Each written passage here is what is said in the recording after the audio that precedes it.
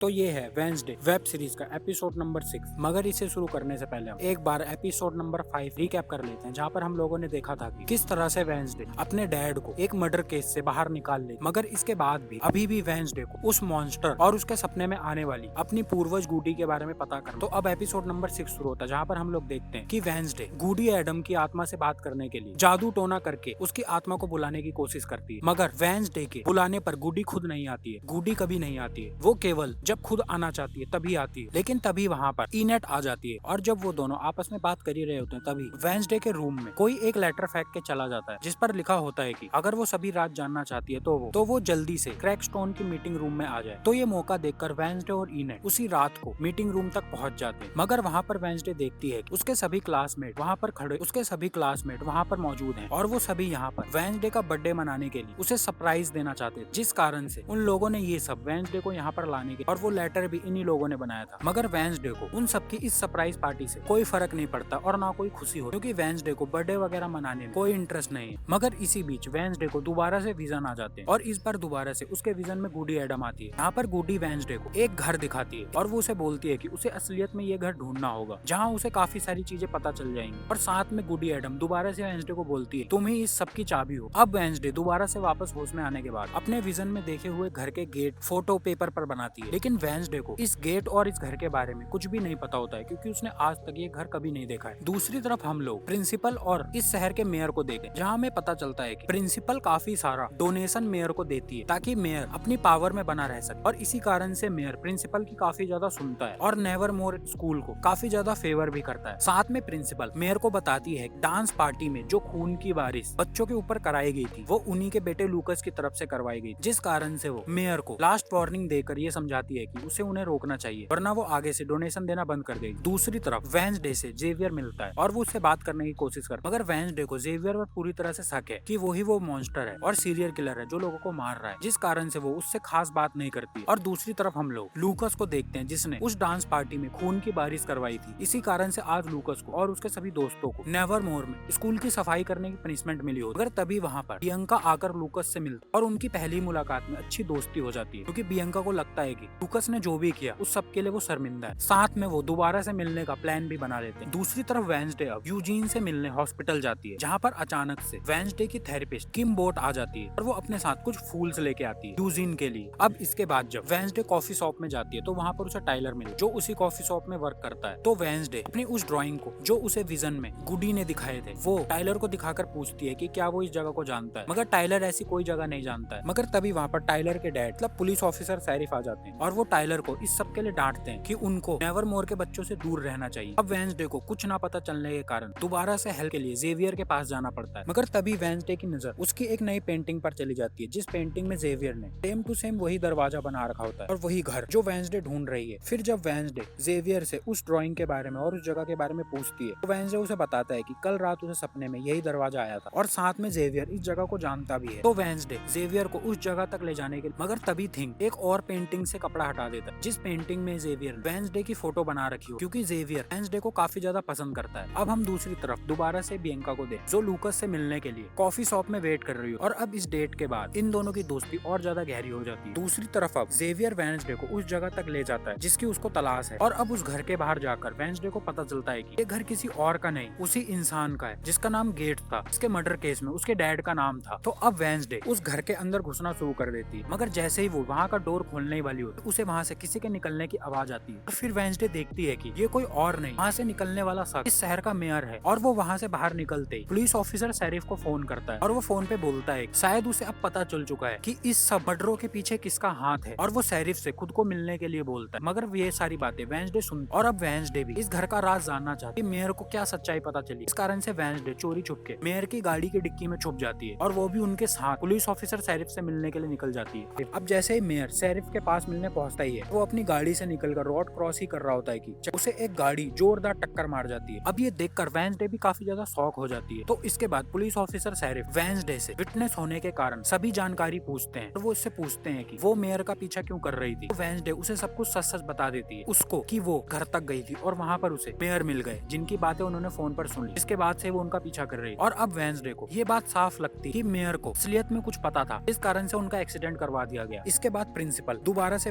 Wednesday को अपने room में बुला और वो दोबारा से वेंसडे को डांटती है और बोलती है कि जहाँ पर भी कुछ क्राइम होता है वहाँ पर तुम कैसे मौजूद हो। तो अब इसके बाद प्रिंसिपल गुस्से में वेंसडे का नेवरमोर स्कूल से बाहर निकलने पर पाबंदी लगा देती और अब उसको स्कूल से बाहर जाने की परमिशन नहीं होती। मगर वेंसडे किसी भी हाल में बाहर जाकर इस सब का पता लगाना चाहती है और वो इस बारे में सोच ही रही होती है कि वो किस तरह से बाहर निकले। तभी वहाँ पर प्लांट की टीचर थॉर्नेल आती है वेंसडे के पास और इन दोनों की लंबी बातचीत। वेंसडे को ये पता चलता है कि गेट्स की फैमिली में 4 मेंबर थे और गेट्स की मौत के बाद बाकी सभी की भी मौत हो गई थी। अब वेंसडे एक प्लान बनाती है जिसके बाद वो टाइलर को फोन करती है और वो उससे बोलती है कि आज रात वो दोनों डिनर पर जा सकते हैं क्योंकि आज वेंसडे का बर्थडे है, जिसके लिए टाइलर हाँ कर देता है। इसके बाद वेंसडे अपने प्लान के अनुसार ईनेट को भी अपने साथ झूठ बोलकर आज रात बाहर चलने के लिए बोल देती। अब जैसे ही रात में वेंसडे और ईनेट एक साथ बाहर निकले और वो लोग और जब ईनेट पहले से ही वहाँ पे मौजूद टाइलर को देखती तो टाइलर और ईनेट को समझ में आ जाता है फिर से वेंसडे ने उन दोनों का फायदा उठा लिया और अपने काम के लिए वो उन दोनों को बाहर लिया। मगर वहीं दूसरी तरफ वेंसडे थिंक को अपने टाइपराइटर पर कंटिन्यू टाइपिंग करने के लिए बोल दे ताकि अगर कोई वेंसडे के रूम के बाहर उसे चेक करने आए तो उसे टाइपिंग की आवाज से ऐसा लगे कि वेंसडे अंदर ही है। मगर तभी वहाँ पर वेंसडे से मिलने जेवियर आता है। जेवियर को ऐसा लगता है कि वेंसडे अभी भी उससे गुस्सा है। मगर जब वो वहाँ आकर देखता है कि वेंसडे वहाँ पर नहीं तो वो जब थिंक से पूछता है थिंक उसे बता देता है कि वेंसडे कहाँ गई है। अब यहाँ वेंसडे और वो दोनों गेट्स के घर तक पहुँच जाते हैं जहाँ पर टाइलर और ईनेट को ये करना गलत लगता है। इतनी रात में वो लोग उसके घर में घुस रहे हैं मगर वेंसडे के खातिर वो दोनों भी घर में घुसते हैं। अब अंदर थोड़ा सा ढूंढने के बाद वेंसडे को वो वाली कार मिलती है जिस कार से मेयर का एक्सीडेंट किया गया था। तो अब वेंसडे पक्का समझ जाती है कि इस घर के अंदर उसको काफी सारे सबूत मिलने वाले हैं। अब थोड़ा सा और ढूंढने पर वेंसडे को गेट्स की पूरी फैमिली की फोटो मिलती है जिसमें गेट्स और उसकी मॉम डैड और साथ में एक उसकी छोटी बहन भी हो। अब बड़ा घर होने के कारण से ये तीनों अलग अलग होकर घर की छानबीन करना शुरू कर देते हैं और इसी बीच इन लोगों को एक और ऐसा खाना मिलता है जहाँ पर क्रैक स्टोन की फोटो लगी होती और उसको श्रद्धांजलि देने के लिए कुछ मोमबत्तियां रखी हो और उन मोमबत्तियों को देखकर साफ लगता है कि यहाँ पर कोई इंसान रोज आकर इन मोमबत्तियों को जलाता है और क्रैक स्टोन को श्रद्धांजलि देता है। अब थोड़ा और ढूंढने पर इनको एक ऐसा कमरा मिलता है जिस कमरे को देखकर वेंसडे दंग रह जाती है क्योंकि ये कमरा एकदम साफ सुथरा और ऐसा होता है कि यहाँ पर कोई रह रहा है। इसके उलट पूरा घर एकदम खंडर हो चुका है। इसका मतलब यहाँ पर कोई आकर रहता है। अब इसी कमरे में वेंसडे एक बॉक्स देखती और उस बॉक्स को उठा लेती है और साथ में वेंसडे वहाँ पर रखे एकदम ताजे फ्लावर्स को भी देखती। अब दूसरी तरफ एकदम से टाइलर के चिल्लाने की आवाज आती है और वो बोलता है कि यहाँ पर मॉन्स्टर आ गया है जिस कारण से वेंसडे और ईनेट वहाँ से बचकर भागने लग जाते हैं और वो जाकर एक लिफ्ट में छुप जाते हैं और उस लिफ्ट के टूटने के कारण वो दोनों सीधा घर के बेसमेंट में जाकर गिरते हैं। अब यहाँ पर वेंसडे देखती है कि ये बेसमेंट में उन सभी इंसानों के बॉडी पार्ट्स रखे हुए हैं जिन सबको मॉन्स्टर ने मारा था। मगर तभी वहाँ पर वो मॉन्स्टर आ जाता है जिस कारण से ईनेट और वेंसडे को वो सभी सबूत वैसे ही छोड़कर वहाँ से भागना पड़ता है। और फिर जब वो लोग टाइलर को देख तो वो काफी जख्मी होता है। मगर तभी वहाँ पर जेवियर भी पहुंच जाता है क्योंकि वो वेंसडे के रूम में जाकर थिंग से पता लगा लेता है कि वेंसडे कहाँ है। मगर वेंसडे वहाँ पर दोबारा से जेवियर को देख काफी ज्यादा शॉक हो जाती है क्योंकि जहाँ पर भी मॉन्स्टर का अटैक होता है वहाँ पर जेवियर पहुंच जाता है। मगर जेवियर वेंसडे को बताता है कि उसके रूम में गया था जहाँ पर उसे थिंक ने सब कुछ सच सच बता दिया। अब इस बार वेंसडे को ये 100% हो जाता है कि जेवियर ही वो मॉन्स्टर है और उसी टाइम वहाँ पर पुलिस ऑफिसर शेरिफ भी आ जाते हैं। और जब वेंसडे शेरिफ को अपने साथ उसी बेसमेंट तक लेके जाती है जहाँ पर मॉन्स्टर ने सभी बॉडी पार्ट्स को रखा होता है तो इस बार वहाँ पर उन्हें कुछ भी नहीं मिलता और वो जगह एकदम खाली होती है। अब वेंसडे दोबारा से जब स्कूल वापस आती है तो वहाँ पर उस प्रिंसिपल मिल जाती है और अब प्रिंसिपल उससे पूछती है कि जब उसको बाहर जाने के लिए मना कर रखा है तो वो स्कूल से बाहर किस लिए गई। और इस बार प्रिंसिपल वेंसडे को स्कूल से बाहर निकालने की बात बोलती है। मगर तभी वेंसडे इस बार प्रिंसिपल को वो तस्वीर दिखाती है जिसमें उसकी फोटो और साथ में क्रैक स्टोन होता है और वो उसे बताती है कि ऐसा कुछ होने वाला है और इस स्कूल पर खतरा आने वाला है और वो सबको बचाने के लिए ये सब कर रही है। अब ये सुनकर प्रिंसिपल वेंसडे को एक और लास्ट मौका देती और आखिरी वार्निंग देकर उसे छोड़ देती। अब जब वेंसडे अपने कमरे में वापस आती है तो वो देखती है कि ईनेट अपना बैग पैक करके इस कमरे को छोड़कर जा रही है और वेंसडे के पूछने पर ईनेट उसे बोलती है कि वो एक सेल्फिश लड़की जो अपने दोस्तों का फायदा केवल अपने फायदे के लिए उठाती है और उसे इस बात से भी परवाह नहीं पड़ता है कि उनकी जान खतरे में पड़ सकती है। और इसके बाद ईनेट वहाँ से चली जाती है और इस बार हम देखते हैं कि वेंसडे भी ईनेट के जाने से थोड़ा अंदर ही अंदर दुखी होती मगर वो बाहर ही एक्सप्रेस नहीं करती। मगर इसके बाद वेंसडे उसी बॉक्स को अच्छी तरह से देख जो बॉक्स वो गेट्स के उस घर के रूम से लाई। अब इसी बीच उस बॉक्स में से वेंसडे को काफी सारी फोटो मिलती है और ये सभी फोटोज वेंसडे की होती जिसे देखकर साफ पता चलता है कि वेंसडे की एक एक हरकत पर नजर रखी गई है और ये सभी जो इस समय वेंसडे के आसपास हो रही है ये सभी एक साथ जुड़ी हुई है। इसके बाद एपिसोड नंबर 6 यहीं पर खत्म हो जाता है।